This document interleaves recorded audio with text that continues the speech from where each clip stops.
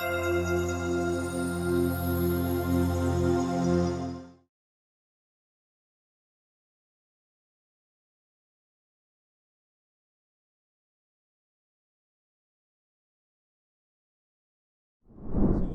afternoon, everyone. Welcome to this keynote session. My pleasure to introduce Professor Balram. Professor Balram Avittathur is a professor in Operations Management Group at IIM Calcutta.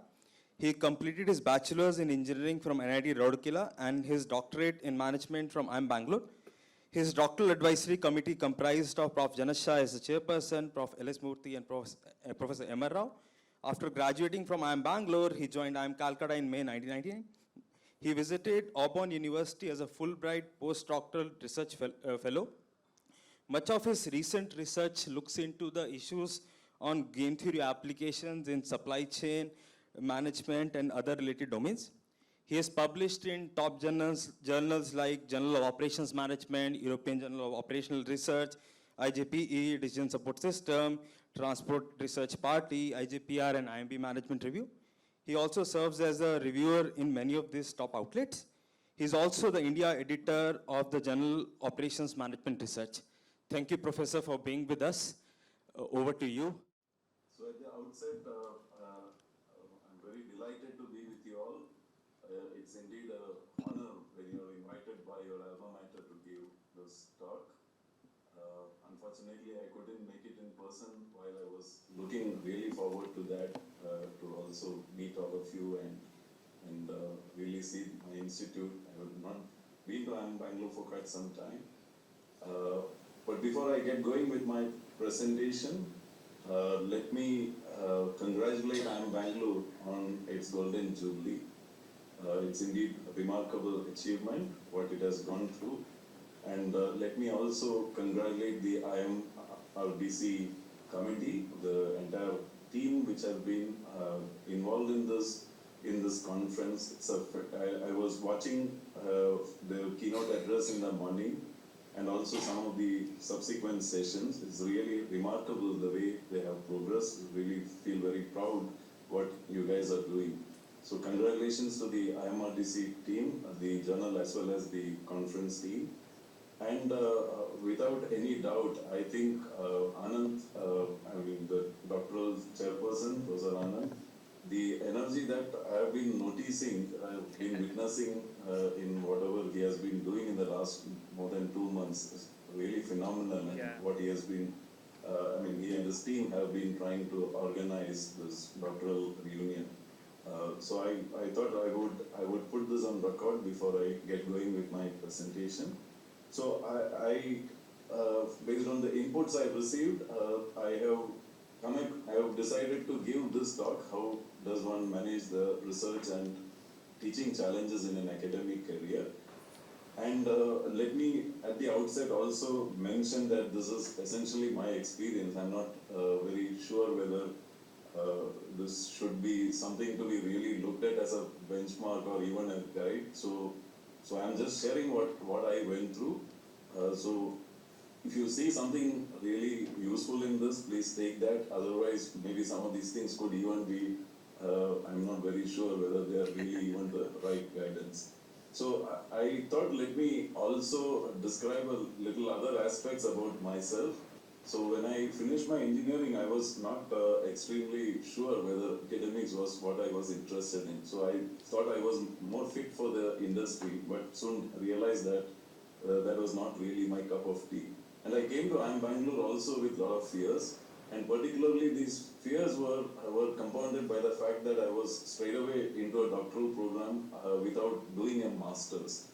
With a lot of trepidation, I came to IIM Bangalore, but it didn't take too long to realize that, well, this is such a nice place, and the way you are learning things are pretty different from what your earlier experiences in learning were. So I come out of Bangalore in '99, convocation, and from then onwards I have been with IIM Calcutta.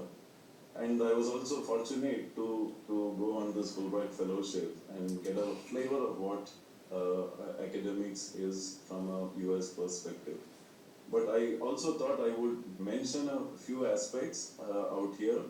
So my promotions happened in 2004 and 2008. And the reason I'm saying this is not in an achievement sense. In 2008, I was actually confused when the professorship came, and I think it was a little earlier than what I had expected. So the problem I faced in 2008 was that suddenly it looked like there was no pressure anymore on to do any research. And as a result, I also got drawn into a lot of corporate training, and actually also soon into academic administration. That usual argument, oh, you are now professor and you should do something for the institute and all that. So, but really my heart was never in academic administration.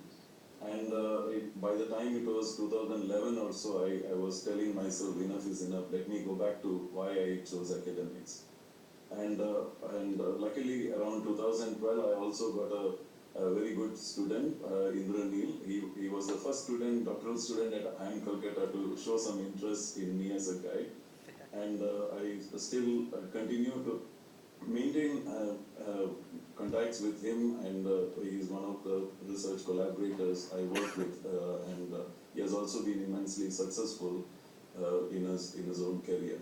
So at the moment, I'm trying to stay relevant through teaching, publishing, and some interactions. And I think there are some things which may probably be of some use. But overall, I would say that while there have been many struggles, these struggles were more like enjoyable struggles. So let me also mention this, that I'm eternally grateful to IIM Bangalore for what it has done. It's undoubtedly a place which makes you think so big and aim high. I'm very grateful to my TAC comprising Professors Janacha, L.S. Murthy and M.R. Rao. While I'm extremely grateful to them, let me also say about IIM Bangalore. From the second year onwards, the great emotion that I started feeling during my stay there was the feeling of being at home. So while there was all the rigor and the pressures of doing various things, your coursework as well as the subsequent comprehensive exam as well as the research work and all that, but the most important thing to me was that you felt really at home. Maybe because the college was not that big at that time, you also could interact a lot with faculty members. For instance, I think when, if I remember right, Professor Hajra probably joined around 1996 or so, and soon after Professor Krishnan, Professor Ganesh Prabhu, they were all people whom you could meet with ease, and they also shared a lot of perspectives on what the academic career was, and particularly from the point of view of someone who had joined service just recently. Of course, the doors of many senior faculty were also open. Professor Mahadevan, I mean, apart from the TAC, Professor Mahadevan in my own group, then people like Professor Chiranjeev Sen, Professor Apte, and so many others. I'm just mentioning a few names. You could interact with them freely, and there was hardly any barriers between faculty and students. And of course, the FP office people were also ensuring you were emotionally doing well and all that. Padma ji as well as Sharad ji, and very importantly, the doctoral group, the doctoral peer group. I think by the time I was in fourth year or so, that group had also expanded to a larger number than what it was when I joined. So when I joined, the seniors were definitely helpful. People like Vasanthi and Shainesh and Randir and many others. And then your own batch, and of course, as we went by, there were like almost 10 people joining every year and so on. So it clearly was a very nice atmosphere, feeling at home, and without any doubt, it was. I'm always grateful to what IIM Bangalore gave. And so all this also meant that it was very clear to me by the third or fourth year that academics was what I was interested in. And of course, when I moved to IIM Calcutta, while IIM Calcutta is not exactly like IIM Bangalore, it is in some sense distinct, there were also a lot of similarities between the two institutes, which allowed also a easy settling into IIM Calcutta. Of course, IIM Calcutta also, there was this, I mean, it is not really in a written fashion, but in a manner which it was like indicating that, well, if you are devoting a lot of time to research, then of course the institute would also be recognizing you better.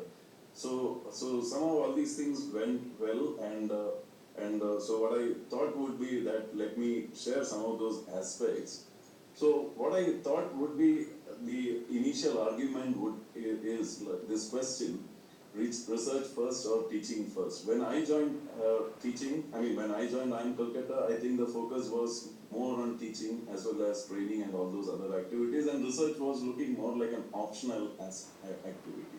Of course, you needed to do some amount, but it was not really important to do it from a point of view of publishing in top journals and all that. Things have definitely changed a lot. There is much more emphasis now on research, and without any research, you can't even get a call for a seminar or an interview call and all that. So it has become very important. But while it has become important, sometimes I get this impression, I'm saying sometimes, not all the time, sometimes I also get this impression that it has moved too much to the other side, where everyone only is talking about research and the teaching doesn't seem to be getting the required attention. So while all these aspects are very true and very important, that research is important and all that, sometimes I also notice that a decline in the importance of teaching. In my view, it is extremely important, and particularly it is important that we as young faculty itself, we are really in touch with the MBA program. Our identity, most of these B schools, whether it is the IIMs or the private institutes, most of them have this identity of really contributing to the knowledge management, the disseminating of management knowledge. And we cannot forget that teaching is a very important activity. And I would also like to mention that sometimes one does observe that in the context of talking all the time about research, people also are ignoring the teaching in MBA and focusing more on doctoral teaching. That is, I've heard arguments that, oh well, teaching is fine, but I'm concentrating only on doctoral teaching, not really on the MBA teaching. In my view, again, even from the point of view of research, I would say that one should really give huge amount of importance to MBA or any of those similar programs, MBAs, etc. and all that. And this I would elaborate later as to how it is important even from the point of view of being a researcher. So this is one dilemma, and the other is, so from there I move on to what the challenges in teaching are, and before I come to what I felt were challenges in research. So one aspect is when you have just finished your doctorate and joined the institute, you're many of you are going to be looking as old or as young as a potential student in the audience, and that itself could be a small disadvantage in the beginning years. Why would they take someone who looks very much like them that seriously as let's say someone with like gray hair like me? The other aspect is, would the MBA students really be interested in what we are researching, particularly if they are not having a direct bearing and so on.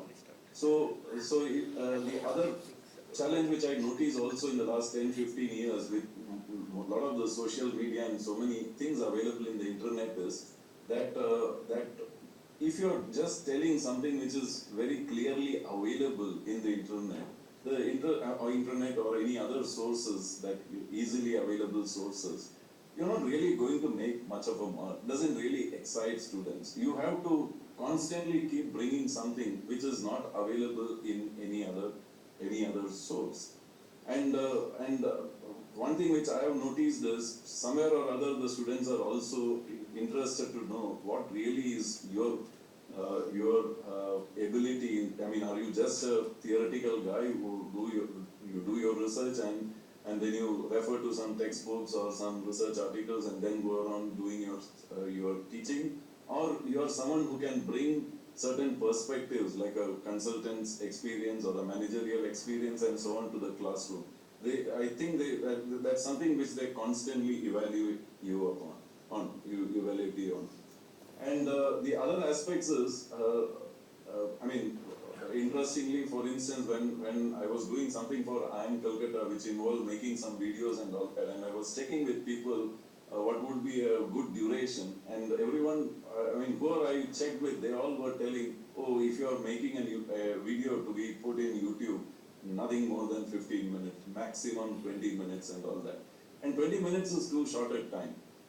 Now, that itself means that, I mean, in a way, it is like a proof that people cannot listen or pay attention to something beyond a particular time.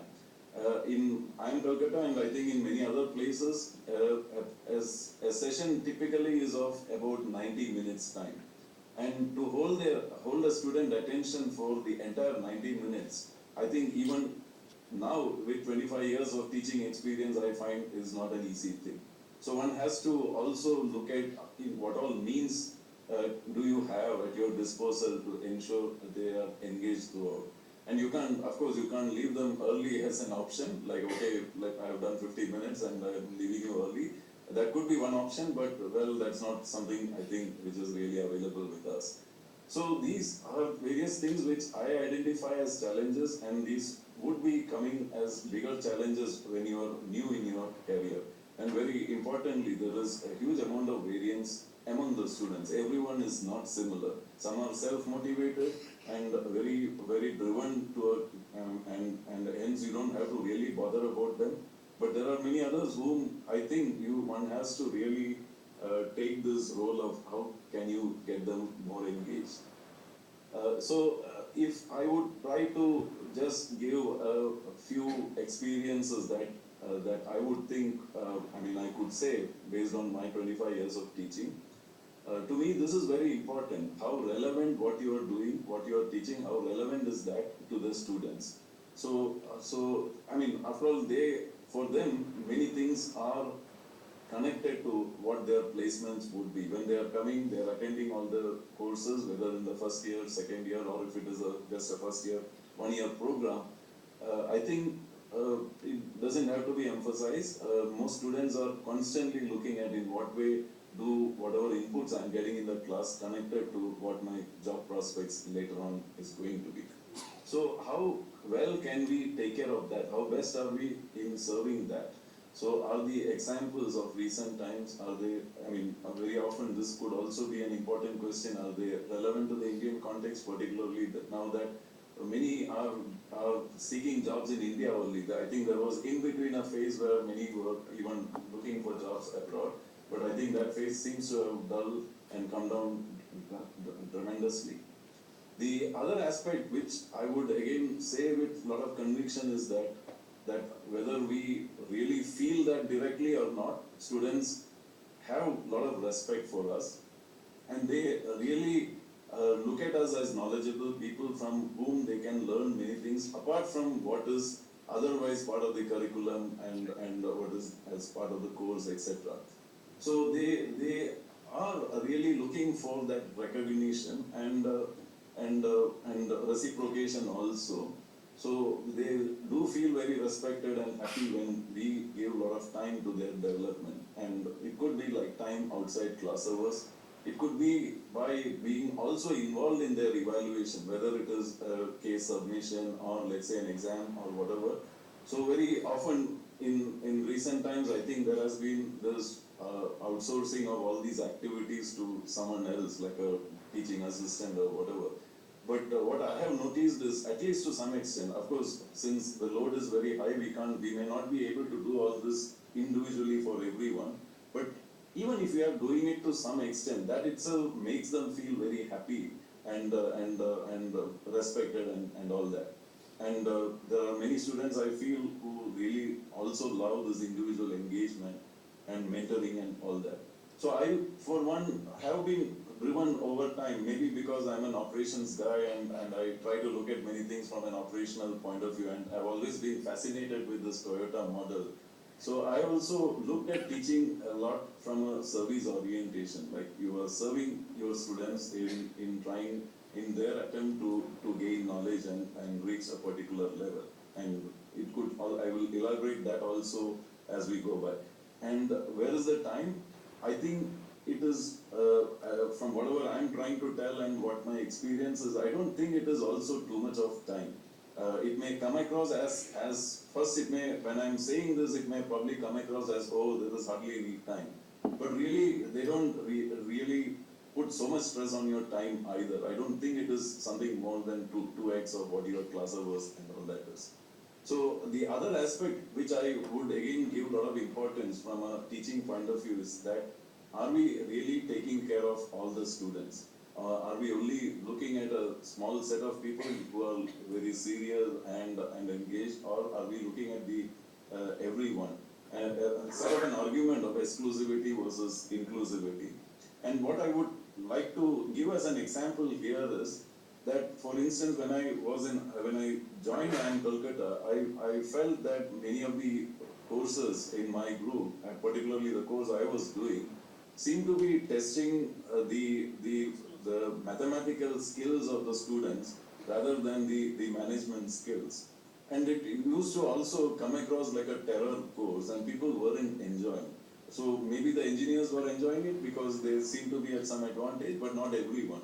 So over time, all of us discussed, we interacted, and we worked on all this. And an idea which I feel very proud about is that we are much more inclusive today than what we were when I was new to IIM Calcutta. So since the focus is more on from a managerial point of view, so even the numericals, when we set them, just as an example, if you are talking about even something like a numerical, is it something which anyone can do well? Should it, why should it be only helping some particular people?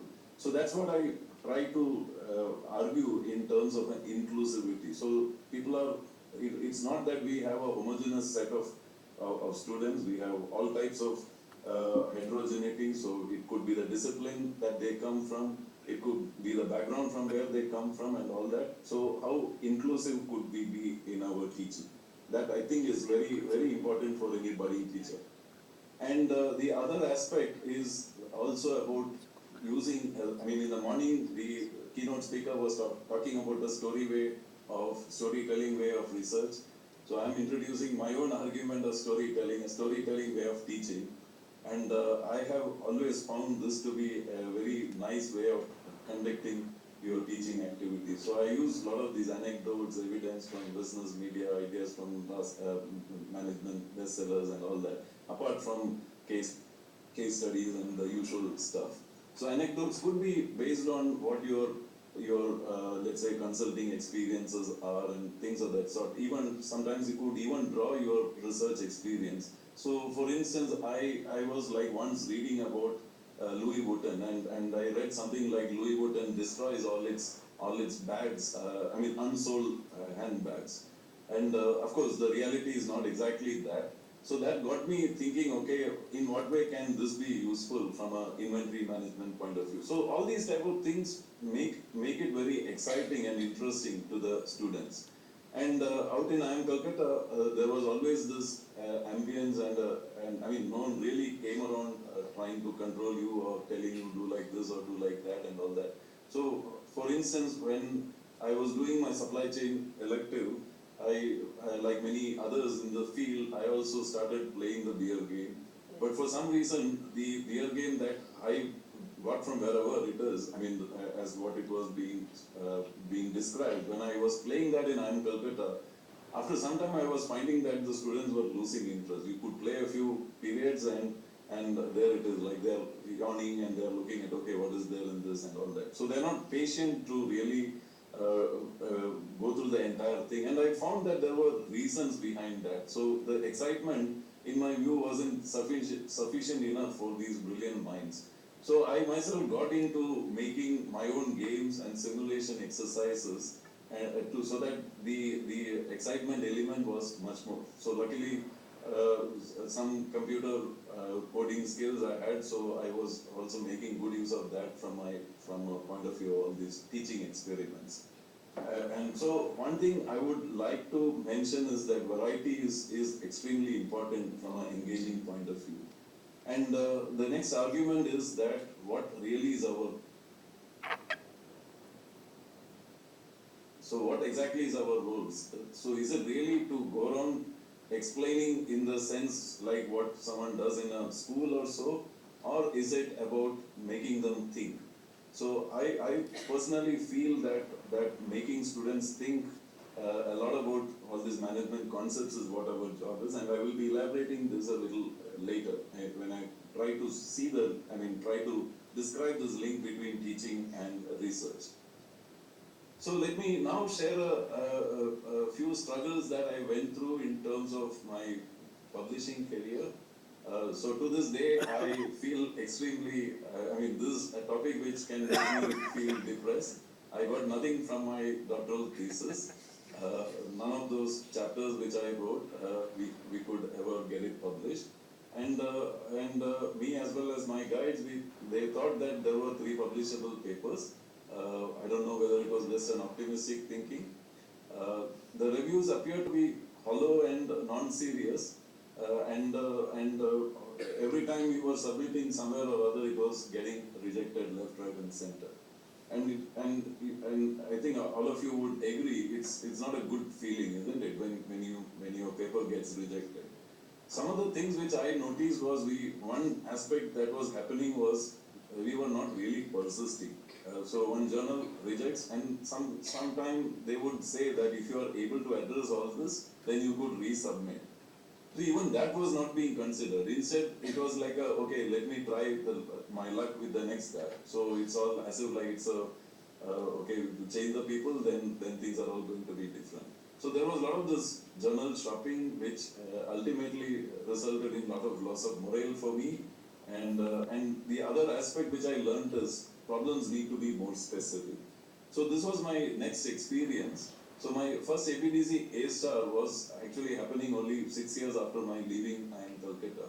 While my first student had ABDC A-stars or A, all his chapters in his thesis, Indranil was able to convert that into either an ABDC A-star or an A within 2 or 3 years of his leaving IIM Calcutta.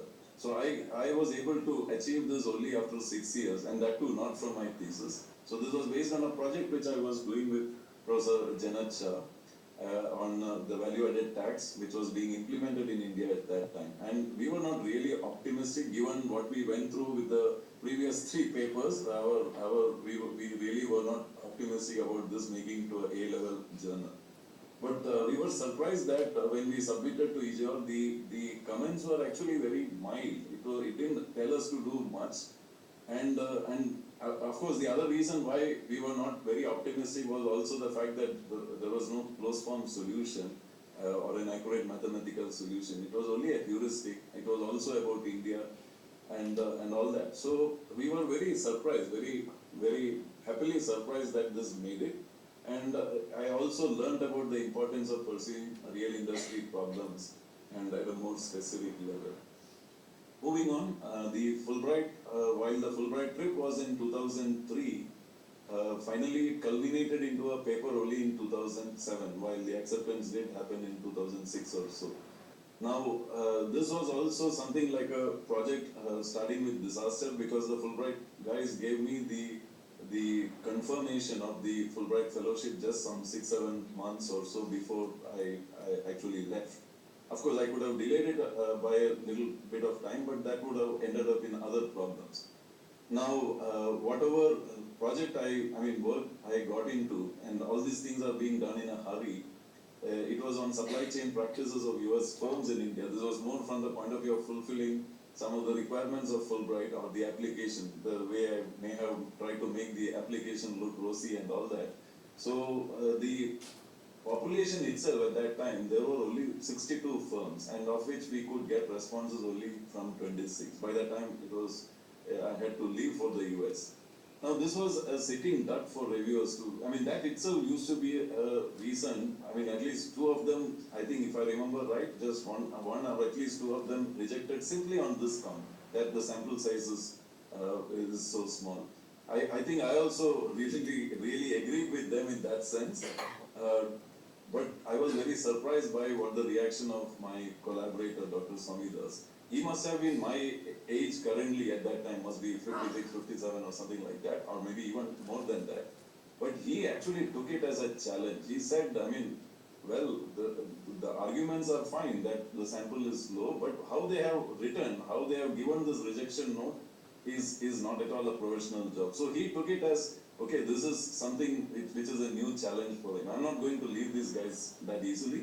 And so he may have taken more than 2 or 3 months just preparing that response to the reviewers. Of course, everyone cannot do that. His stature was something which afforded him to do that.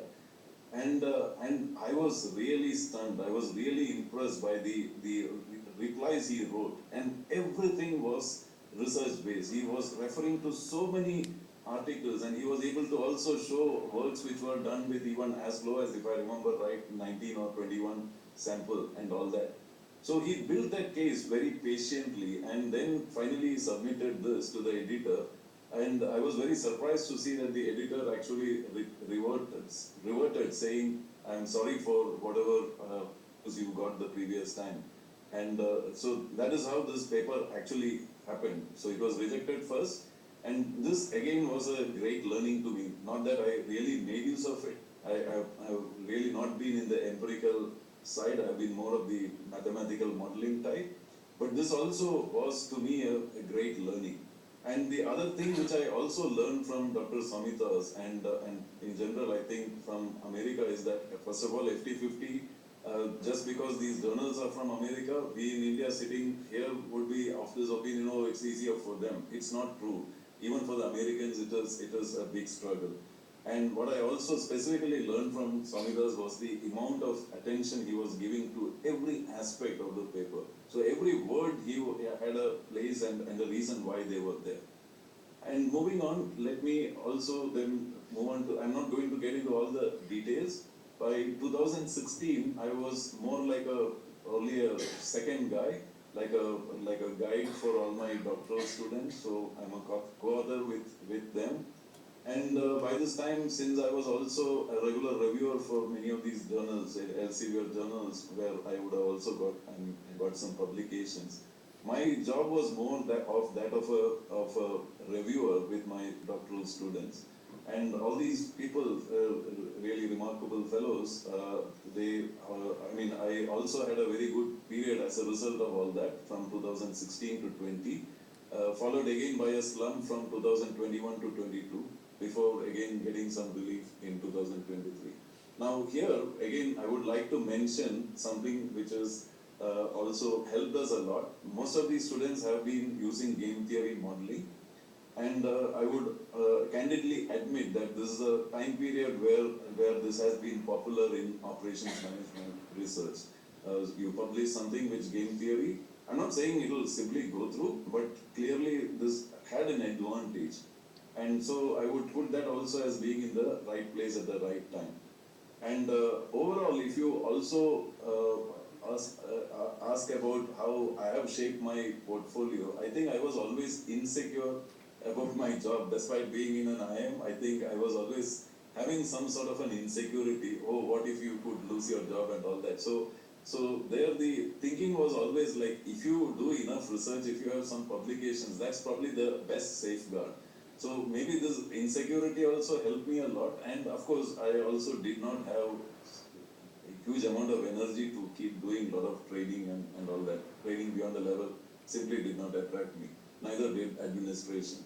So maybe this was also an advantage for me, that insecure feeling if you don't have publications and all that. So let me now come to what I think are general challenges in publishing. Over the last 20 odd years, what I feel is it's not just FT50 journals. Now even the non-FT50 ABDC A-star journals, and maybe some of the ABDC A journals are also becoming very difficult to publish. Maybe simply because of the number of submissions they are getting. So they, like, you get 100 public submissions and you can only accept 5 or 6. There goes the acceptance rate.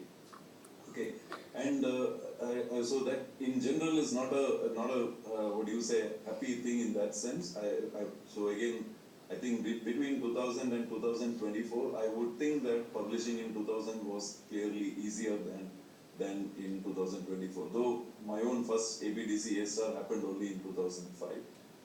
The other part which I look at is, can you do research just, I mean, you alone or a few others from India, can you really get to the top journals? I'm not very sure about that.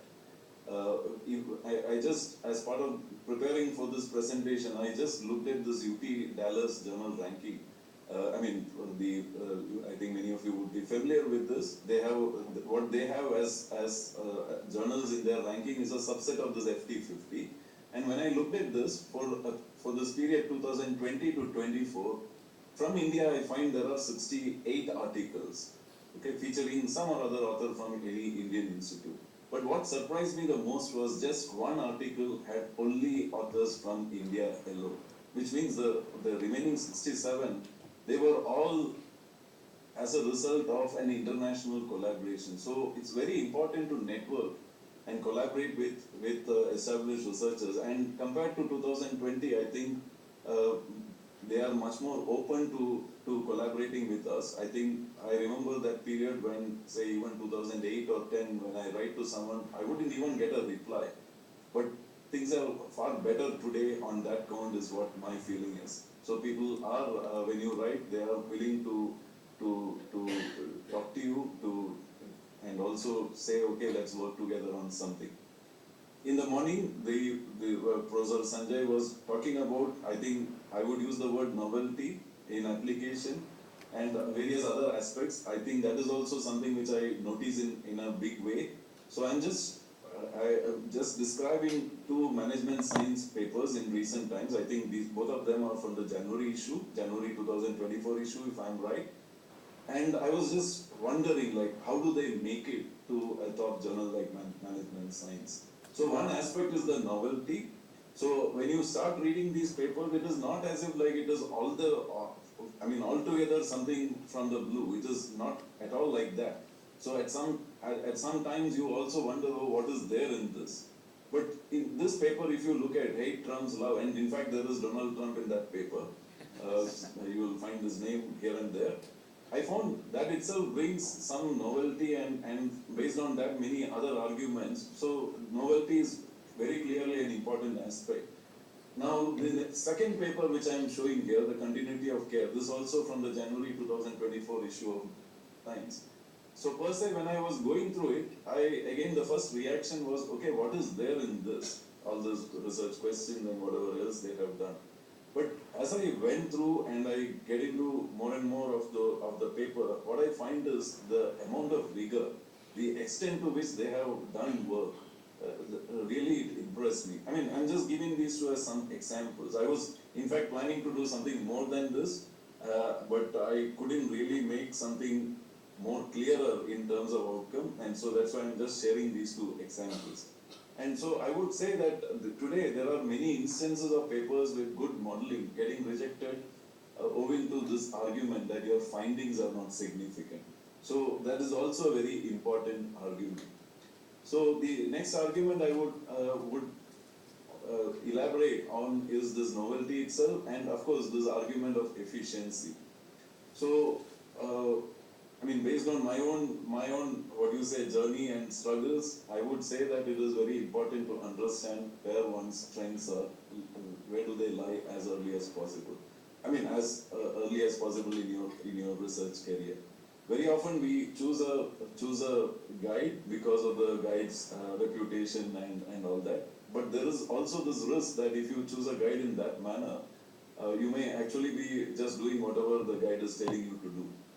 It may not be that common in a place like IIM Bangalore or maybe even in IIM Calcutta, but I've heard of places where the guide would be like that and all that, and finally you're just like a worker, not really applying your own mind. So I would say all these are very important, whether you would like the guide to be more like a reviewer only, and do you choose your topic and methodology based on your own strengths. And what about this argument, chasing topics which are hot and new?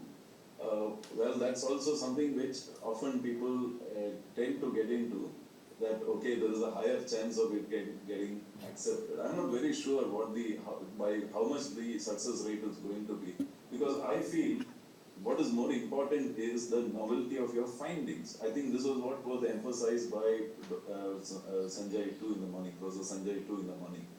But here the risk is, as what he was also trying to describe, do you have an ability to foresee, that is at the starting stage itself, whether your research will yield novel findings?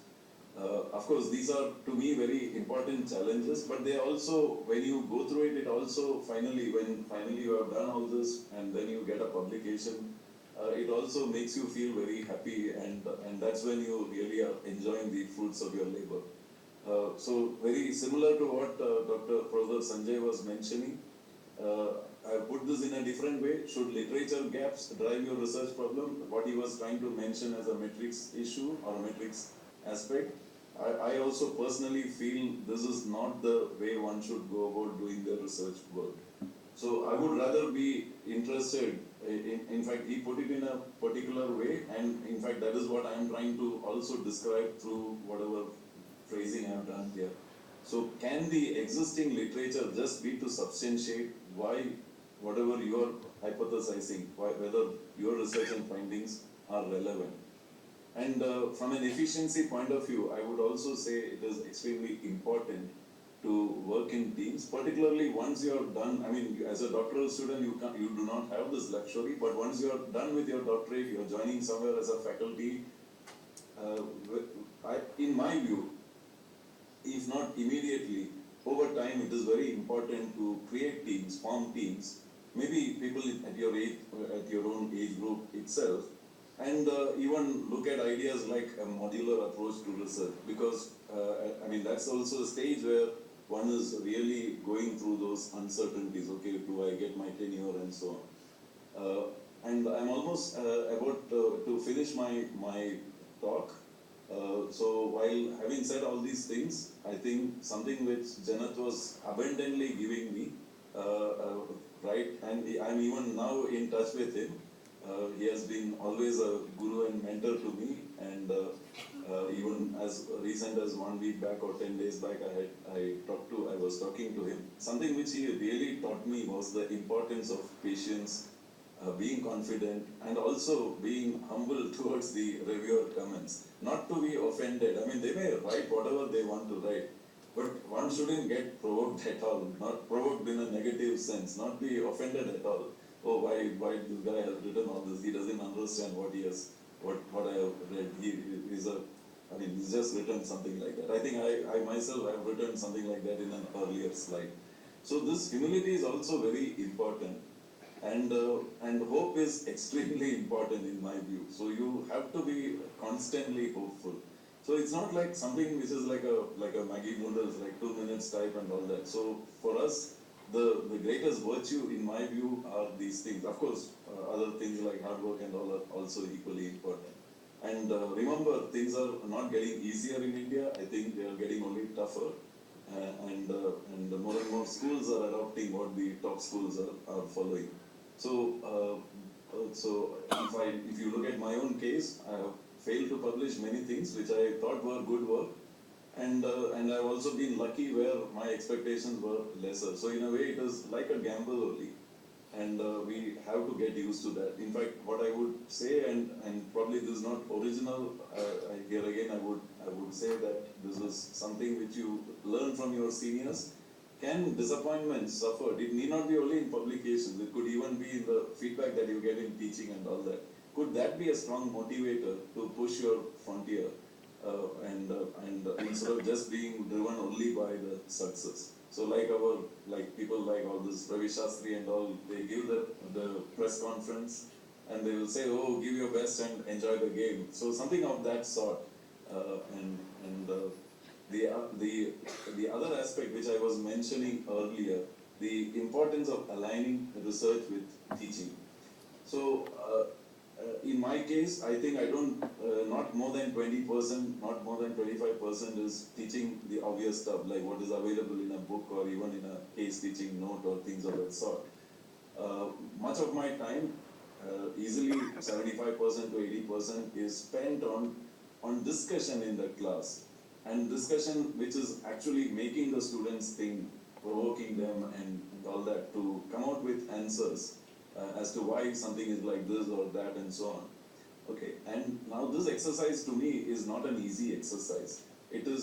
So when you try to make students think, that also means that you yourself have to read a lot. You also have to get into this thinking game, and you need to be spending all that time in the evening, okay, thinking about, okay, how do I make this interesting? So for instance, when I started teaching lean management, I couldn't think of something more dry than that as a subject. That in turn made me get into something altogether different. I started learning a lot about, reading a lot about Japan, how that culture itself is in, and how that culture itself contributed a lot to how, I mean, this lean thinking and many things like that emerged from that place. So what I'm saying is, when you do all these things, when you read a lot and when you yourself are thinking a lot, what it also does to you is, it is supplying you ideas of what could be a research topic. Of course, the lean example did not result in any research idea, but there are many things which you come across, stumble upon, which you feel like, oh well, I could do this work, and so on. And almost the last point is that I've also heard youngsters, young faculty members talking about where is the time. I think if you do an of the envelope calculation, time is not really the problem. We have, I mean, if you simply count only 8 hours into 250 working days, it's 2000 hours, and I think you get where I'm moving to. So 1000 hours in a year is not something, if you have a desire to do research, if you like research, I don't think 1000 hours is very difficult to make. So some amount of time management is always important. And if someone is like located 20 kilometers away from where you're working, and then you say, oh, all these traffic jams and all that, I don't think you can, I think the problem is you are the bigger reason for the problem than anyone else. So can, this time, a good amount of planning, being time conscious and all that, can it at least enable one to do one A-level paper a year? And very importantly, I would say, focus on quality and rigor. The pressures of publishing should not also put us into this trap of publishing a lot of tons of papers, which are more like C journals and stuff of that sort. So I think a lot of people try various methods, and this is one method I have heard, like, okay, let me write many papers, and okay, if even one out of that 10 gets into a top journal, that's a great thing. I think a better exercise is focus only on that one and focus very well on that one. That I think is more fruitful than trying the other method. Lastly, when I look at the pressures which younger faculty members or doctoral students, when they are just finishing and joining a place, going through, there are a lot of positive things which are happening in our country and all this importance given to research, etc. But I also feel more support is required. Support in the form of financial support is obviously there, but I think supports which are more than that also are somewhat important. So a mentorship, I think, is something which is very useful. It could even be from your, if you are not able to get that from your own institute, it could even be from your own thesis guide or people like that. Definition of work is also very important. Institutes should not be telling something at the time someone enters and then they themselves going behind, oh, there is this shortage of faculty in this group, can you do this, and things like that. So they turn out to be a real put off to the young faculty when they have planned something and then they suddenly find that those plans are getting hit. And this is something which I have always felt is very important in the context that the number of students we are handling are much higher than what it was 20 years back and all that. We need to get into a faculty-governed way of doing things rather than faculty being so much involved. I think in my institute, faculty are heavily involved in administrative work. I'm not sure about how it is in other places. I feel this is not something which will build that research equity in these places. And lastly, when one goes through all the difficulties of publishing in international journals outside our country, there are these helpless moments where you feel why can't we in our country have a journal like that? Of course, not in it should be of the highest standards, but this is something which has always been in my mind. I mean, can we all work together, faculty from various schools, can we work together to form something like this? At this moment, I think, having heard whatever I heard about IMRDC today and IMR today, I think probably the closest best bet in that direction seems to be IMR, or maybe something from scratch. So let me end my talk here and once again express my great gratitude to IIM Bangalore. And let me also wish all of you all the best, particularly the doctoral students and the young faculty who are in the audience, all the best in their pursuits. And congratulations once again to IIM Bangalore on its great journey.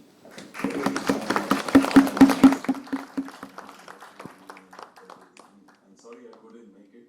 I'm feeling very disappointed about that. Thank you. Thank you, Professor Balram, for taking us through your teaching and research journey, and as well as providing us very nice insights to how do we improve our research as well as teaching. We have few minutes. We can open up for the Q&A. So anyone, any questions you want to ask to Prof. Balram? Yeah, we. Welcome, Professor. Do you like to specialize? Also, is it possible for me to also look at the audience? I'm not able to see that. Is that also? No, the entire classroom, if it is possible. Yeah, it's possible.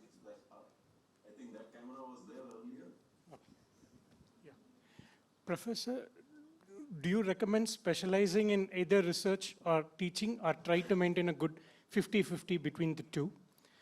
My second question to you, if your time would permit, is I'm sure you would have taught MDP courses for working professionals as well as for fresh PGP courses. So which one was tough and why? Thank you. Yeah, if you ask me, I would give equal importance to research and teaching. So I wouldn't say 50-50 and all that. It's very difficult to put it as 50-50 or 70-30 and all that. So as far as teaching is concerned, my take is like this, that when you get very good students, I think if you ask me about my experience of IIM Calcutta, the students are very good and it's not difficult to teach them in that sense. They grasp things pretty quickly. So in that sense, it has not been really a challenge. Of course, the other things I have mentioned about other challenges, like how do you engage and ensure that it is interesting to them for 90 minutes and all that. So if you ask me to begin with, I think I was enjoying the MDP teaching much more than the PGP. And I think problems were more from my side. I think I was not respecting the PGP enough. Okay, but once I started respecting the PGP students much more, and I think it took more than 3-4 years for that that to happen. Maybe it was also reciprocal because I was looking much younger at that time, and probably they themselves were not looking at me as a faculty. They were probably looking at me more like someone among them. So probably that was the reason why it was not going that well in the beginning, in the first 2 or 3 years. So at that time, it was the teaching in training sessions, where probably someone, like I remember one of my earliest training sessions was a gathering of IAS officers. I think, so I was like 31 years old, and these youngest among them itself would have been some 40-year-old or so. So they were looking at, okay, someone has come and he looks sort of sincere in what he seems to be doing. So they were like encouraging, okay, ek bacha aaya hai, usko how do I help this person to finish his session? So in that manner, I think that seemed to be more interesting in the beginning years. But eventually, I found my liking was, if you ask me, among all the programs currently in the full-time programs, the one I like the most is actually the MBA teaching. Thank you. Any other questions? Yeah. Hello, sir. Thank you so much for the talk. It was very candid and positive. So I have a question about a different aspect. So when a PhD student goes into industry after completion and then wants to get back into academia, let's say for the long run, so how do we plan and prepare for such a incident? So how do we still keep in touch when priorities are different and all that? I am not very sure how I would answer. So I would only ask this question: how many institutes are nowadays shortlisting someone for a faculty recruitment seminar if they do not have any publications? So I think across the board, all institutes in the country are looking at these type of requirements. So if you are able to do this while you are in industry, I think that to me is the answer. Are you able to do both these things? Of course, there is, I think in many of the institutes, they also have this browser of practice type things, schemes. So I don't know whether I answer this, but I think it is a big challenge. So I would even ask this basic question: why do you have to go to industry? I mean, assuming you had some experience before doing your doctorate. Right. So that's the issue. So there are like my own case as well as a lot of my peers. So a lot of us are very freshers who just got into PhD after our bachelor's. Okay. Yeah, I get So you. that's we have a very different problem in that we are overqualified freshers. So going into industry seems like a good option, but then All I coming can back. say is it is not an easy task. That move may not be an easy task. When people who are directly joining in academics, they themselves are struggling. I'm not very sure how easy it is going to be when you take the route of industry and then academics. Right. Okay, sir. Thank you. I'll probably think about that. Thank you. Thank you so much. Thank you. So thank you, sir, for the presentation.